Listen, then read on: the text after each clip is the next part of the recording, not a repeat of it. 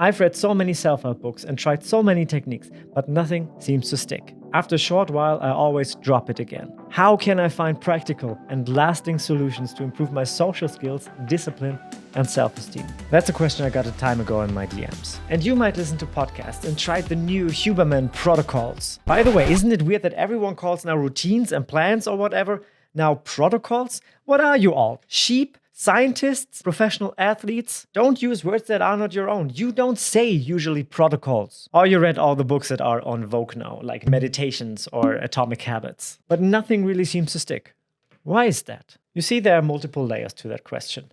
First, why do you think nothing sticks? Maybe you have too high expectations that this next tip or a technique will finally set you free and release you from all the suffering and help you to finally be confident, rich, or healthy. I call this the Messiah syndrome. We look at an outside thing for the magic pill that stops our pain. That's why we tend to hop on each new trend, book, course, podcast, supplement, gadget that we find that finally makes us superhuman, because we think of ourselves as inferior to others. And we didn't get the job, the girl, the opportunity because we are not as good as others. So we need that next shiny object, tip, or supplement. And with that, you have high expectation that the next thing will make you finally feel enlightened, whole, or free. But it won't. It never will. For two reasons. You're in a constant state of searching and not finding. If you search for your keys, you consciously block yourself from finding them because your state is searching.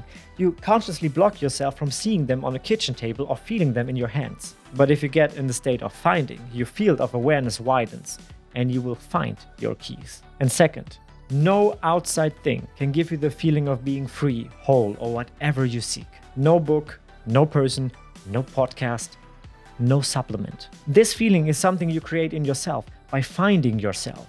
And then, only then, a book, podcast, technique, tip, or whatever can really reach you. You will only then be inspired and take action and direction towards your goals. But there's another layer to that question. Second, why do you consume so many books and podcasts and gather so many techniques in the first place? People that are often drawn to self-help knowledge are either archetypical students or teachers. And they do not suffer from the problem that techniques do not stick, because they understand how to implement them and help humanity or their small circle of friends. And the other kind of people that are often drawn to self-help knowledge and excessively consume it often think they're broken inside and that they need to be fixed. And they need to find the fixes soon, because there will soon be an opportunity where they need to thrive and excel and need to be whole. Like asking someone out, or in general get rid of their emotional relationship baggage soon so they can finally have a partner because they feel so lonely. Same goes for other areas in life: money, health, profession, and so on. And if we think about ourselves, that we are broken, nothing can fix us. And the truth is,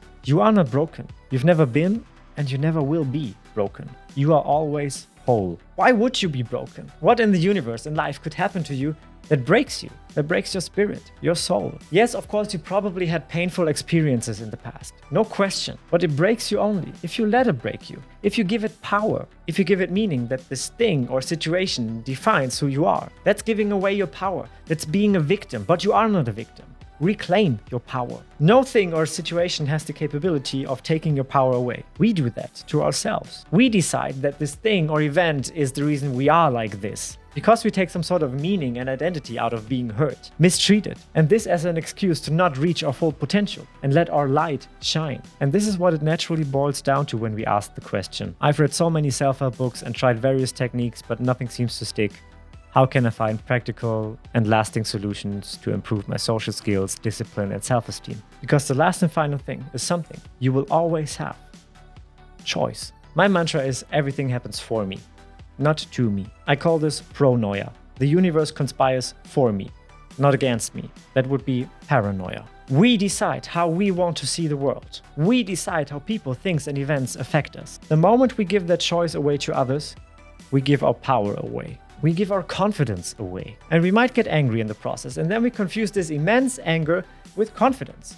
Because we're so hurt, because we're so insulted, because we're so offended. But this is not confidence. And just because you're offended doesn't mean you're right. It's just our inner higher self that tells our being to finally make the choice to live an abundant and happy life. The life we always wanted. Anger is a reaction of your body when you have the feeling that you lost control.